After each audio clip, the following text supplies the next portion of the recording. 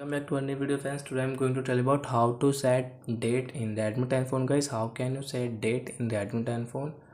In Redmi 10 phone, guys, how can you set, and guys, how to set? Today I will tell you about setting, guys, how to set date in Redmi phone. So before starting video, friends, I want to tell you, if you're in my channel and you are watching video first time, so first of all, please go and subscribe my channel, click the bell icon and like my videos. So guys, now let's start video. First of all, open your phone setting, then guys come on additional setting, click here. First guys, you can see date and time, click here. Guys, click on date and guys set date. Which date is today? Today is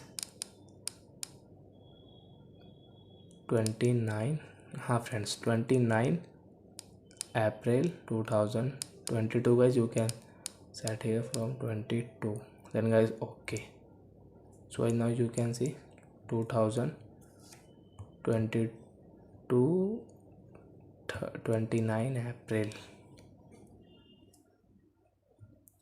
So that's it guys. I hope friends you have understood how to set date in Redmi 10 phone.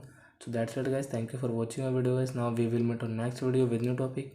Before guys, please go and subscribe my channel and like my videos.